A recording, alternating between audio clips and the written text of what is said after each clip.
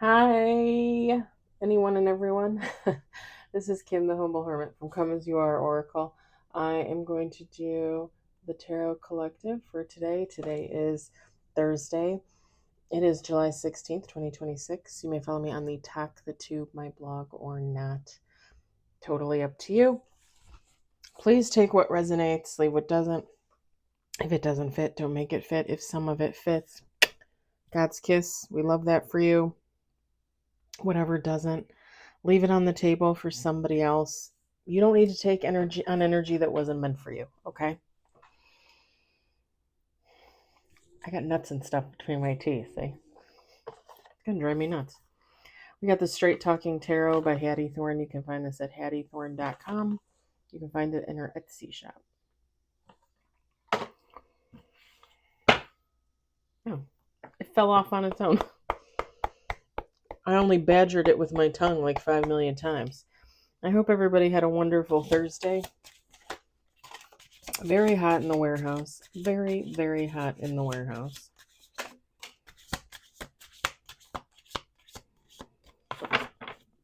And all the smoke from Canada. I feel bad for Canada. Holy shnikes.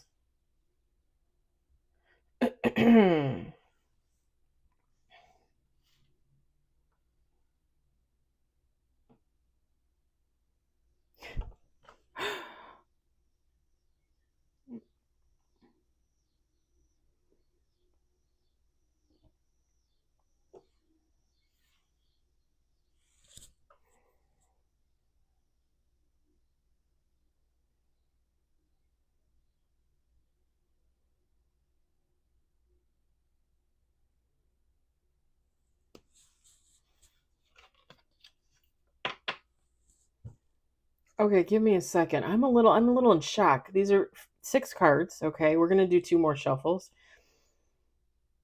We have 4 majors out of 6 cards.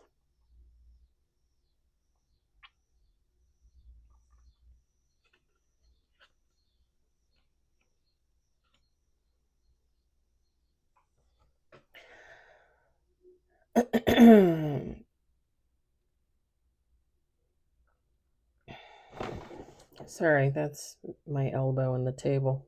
I do that all the time. Someone is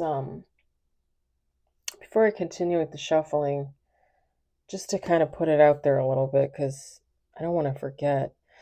Somebody is moving in status. Somebody has been working on themselves.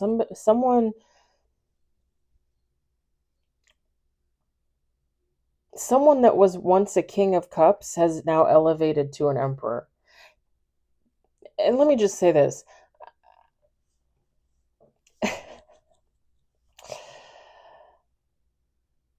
I feel like just because they're an emperor now doesn't mean they're not still a king of cups, okay? They're both, you know. So you can, when you look at this person, you can look at them from both aspects. And me personally, I know like emperor and empress supposed to be the ultimate feminine, masculine. Yeah, okay. The thing is not everybody's going to register as an emperor or an empress. And most people that think of themselves as an emperor or an empress aren't even there. And that could just be my humbleness talking, because I would never put myself in that category. I don't even know that I would put myself in a queen category. I'm just going to be honest. And the only reason why I say that, and put that out there is just because I feel as a human that I'm always learning and healing and growing. I don't know that that status really applies. I mean, I guess maybe mentally, like if I got it going on up there, but and that's just my opinion, you guys. You don't have to you don't have to take stock in any of my hooey.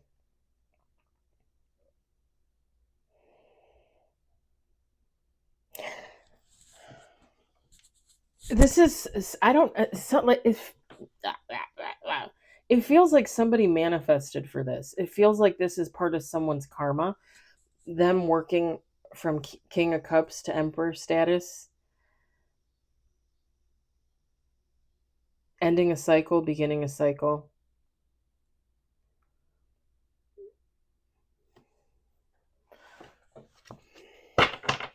Two more shuffles.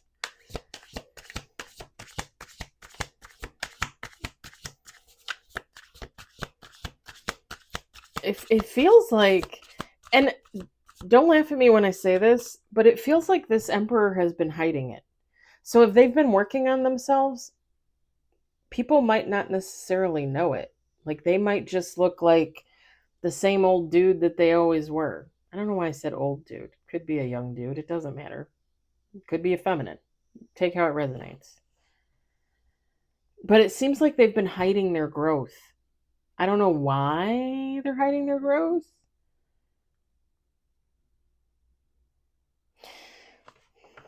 I think there's a fear of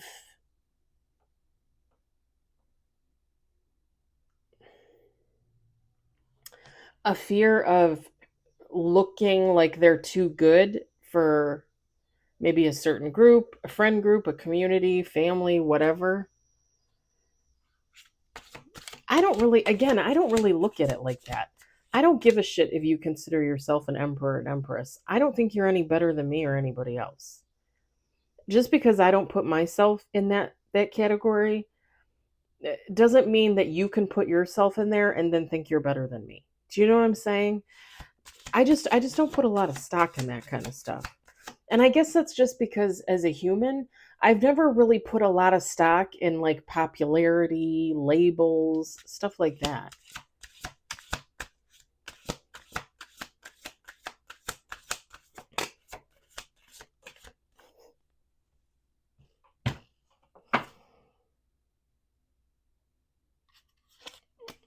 I can't. I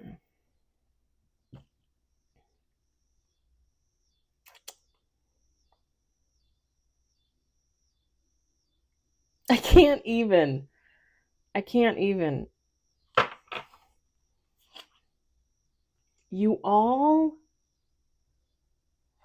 Okay, we have 8 cards with bottom of the deck. We have 1, 2, 3, 4, 5 majors.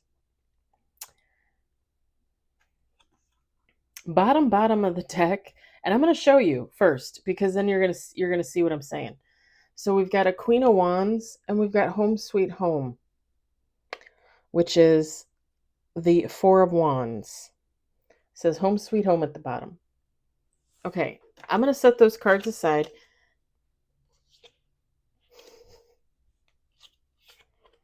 The star is underneath that. What's on the top of the deck? Top of the deck is more wands. The Death card. 2 of Swords. All right, I'm going to set this on the box. I put those 3 cards aside. The Queen of Wands, the Queen of Wands, the 4 of Wands, and the Star. I think I'm literally just going to call that Home Sweet Home from now on. Forget about the wands. I'm just going to be like, this is Home Sweet Home. I love it. I love it. Do you love it? I love it for you. All right, let me show you what we got. We've got the Emperor. Now, remember those 3 cards from the bottom of the deck. We got Wheel of Fortune. We've got the World. And remember what I've already told you. Somebody moving from a King of Cups to an Emperor, keeping it quiet. This is their karma.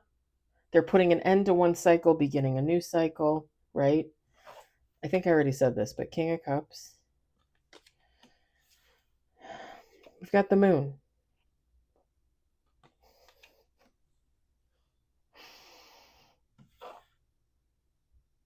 We got the 8 of Wands. A lot of movement there, right?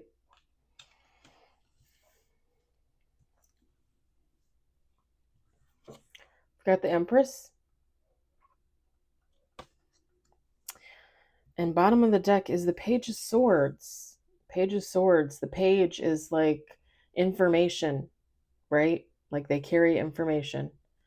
It says on the card, news, facts, opinion, intellect, gossip, curiosity. Feminine, masculine, take heart resonates. This emperor has been building themselves up from a King of Cups to an emperor because they're going towards an empress. With the Eight of Wands, they're moving towards this empress. This has all been in secret under the moon. This person, this emperor / King of Cups, has been putting up illusions. Like, oh, I'm just going to play along with the game, but I'm really doing something behind the scenes. I'm getting my shit together. I'm making a plan. I just heard escape. I don't know if they're in like a romantic situation that they need to leave to go towards an empress. I don't know if maybe like their family doesn't approve. I'm thinking like Romeo and Juliet. Like I love the original Romeo and Juliet. The one with Claire Danes and Leonardo DiCaprio, that was fine. That was fine. But I love the original. The original, I remember seeing that when I was in middle school. I loved that. I fell in love with it.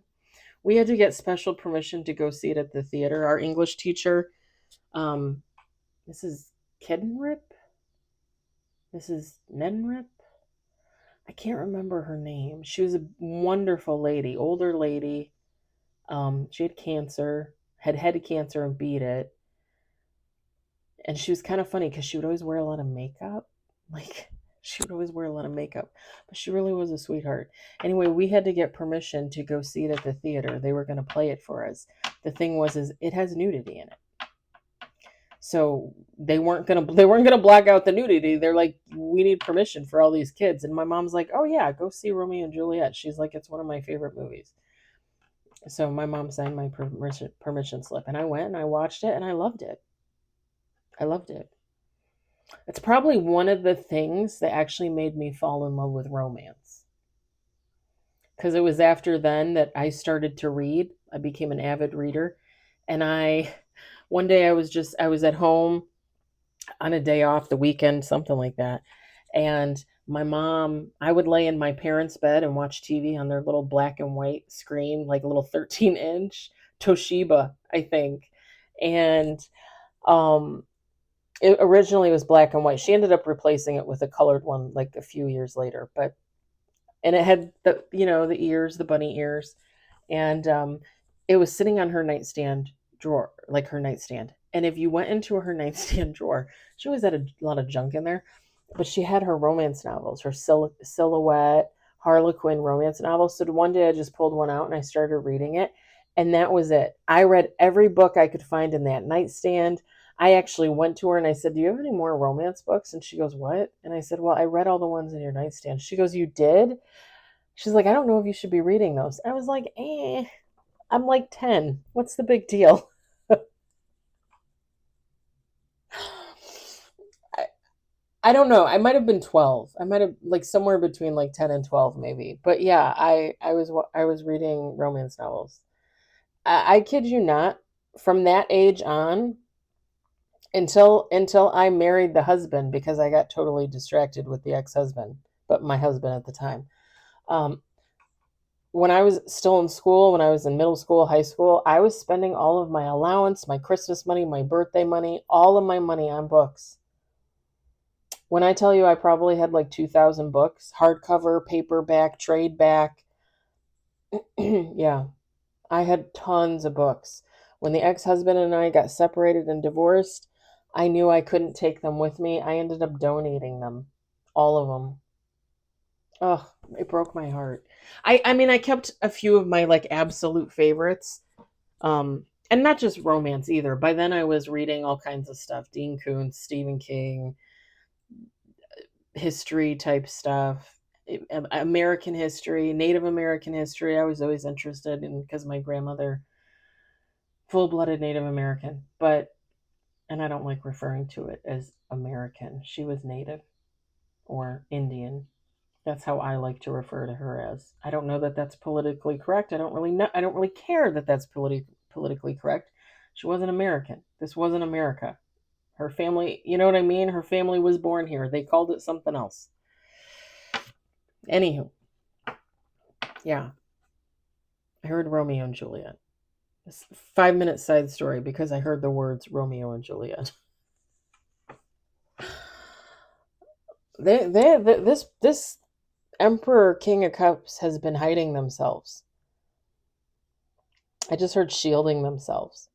Maybe protecting themselves. Like, again, maybe if they were involved in some type of friend group, or maybe their family disapproves, like they would have to hide their admiration and their love for this Empress.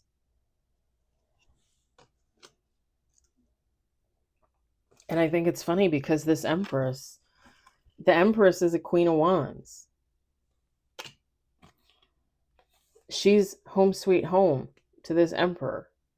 And again, you guys, feminine, masculine, take how it resonates. She's home sweet home to this Emperor.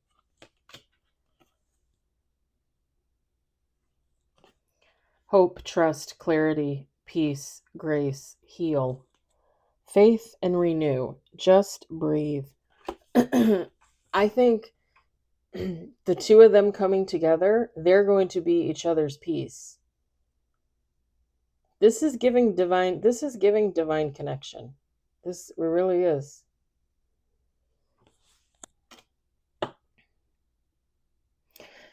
And I just think they're coming towards this Empress to tell them that they love them, to tell them that they want them, that they're theirs. Like, if you'll have me, I want you, that kind of thing.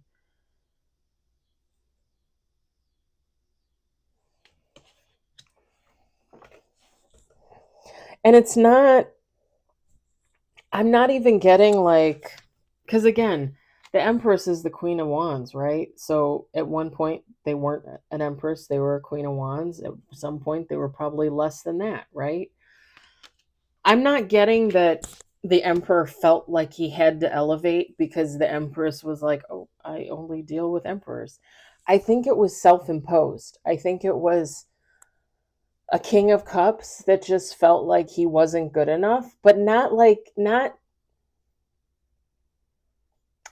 like a negative kind of way, but more just like, not just for the Empress, but for themselves too. Does that make sense? Like someone just felt like they could be a little bit more for themselves and for the Empress. And that's how it should be. That's how it should be. When you decide you want to heal and you want to elevate and you want to grow and you want to change and you want to move, that should be for you, always. First and foremost, that should always be for you. It should not have anything to do with another person. We cannot change other people. People can only change themselves. And can you change for another person? If you want to, sure, go ahead. I'm not going to tell you not to. I am going to say it is better for you to do it for yourself. The implication of long-lasting possibility is a little bit more sustainable. Do you know what I mean? Like, I think I just strung a bunch of words together that didn't mean anything. But if you do it for yourself, you're more likely to stick to it. Like, this is the way you want to be for you, you know? So if you want to elevate, then work on yourself, for you. I think it's going to be more long lasting that way. Whereas when you change for other people, at the end of the day, you could wake up and be like, well, why the fuck did I change for this Empress? Like, who the fuck does she think she is? Even if she didn't say anything, right? Even if she didn't say anything. But this King of Cups is like, okay, I got to be an emperor now because I got to be with the Empress. And then, like, 2 years later, they're like, well, fuck this Empress. She made me change. No, she didn't. No, she didn't. You changed because you wanted to change for her. When again, in reality, you should have been changing for yourself. It's just my opinion. Okay? It's just my opinion. And that's not to say that you can't get with a person and grow and change and heal, right? Because you can. And I think two people can better enable themselves to do that, if you want me to be honest. But you should never just do something purely on the fact that you want to do it for somebody else. Never. And that's just my opinion. That's just my opinion.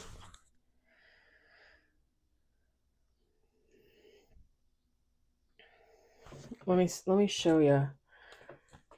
The King of Cups, wisdom, stability, control, values, compassion, balance, emotional intelligence. The Emperor, authority, leader, protect, responsibility, boundary, control, know the rules. Queen of Wands, charisma, self-care. What does that say? I attract all good things, girl power, self-esteem, presence, confidence, unapologetic. And the Empress, care, nurture, grow, abundance, compassion, enough, create. The Empress has the cornucopia up there. I like that. I like that. I kind of like the fact that this Empress doesn't look like she's pregnant. I don't really mind when you see the Empress cards and they look like they're pregnant, because the Empress, yes, it could be like, oh, somebody's pregnant, but typically to me, it's the birth of a new life. It's the birth of ideas. It's not necessarily the birth of a child. I think readers tend to jump to that conclusion because it's easy. But that doesn't often resonate with everybody's story, right? Not everybody is out there knocked up. So, but everybody out there has the possibility to create. 100. I like it. I like it. And like I said, this Emperor is going towards their home. They look at this Queen of Wands / Empress as their home.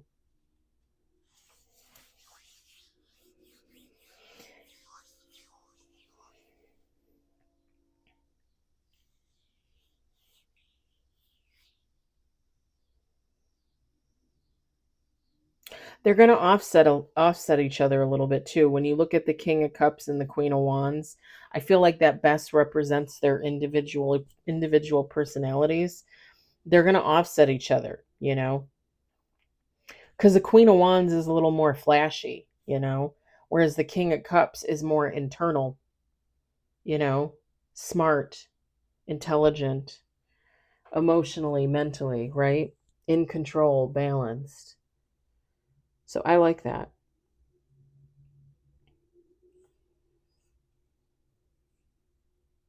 And again, the moon card to me, it's not anything scary. It's just that this person has been hiding what they've been working on themselves. And they've probably been hiding from this Empress that they love them, that, they're their one. They're their one.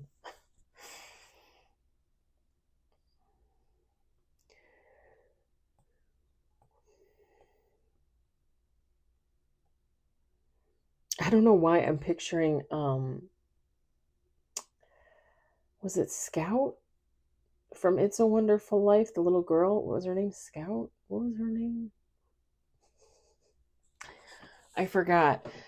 She was the one that he took upstairs to put to bed because she was sick on Christmas Eve, and he put her to bed, and she was kind of whine. She kind of had that whiny, kind of like that little girl, like that kind of whiny little girl voice. Whoever the actress was, very adorable. But I'm hearing that in my head.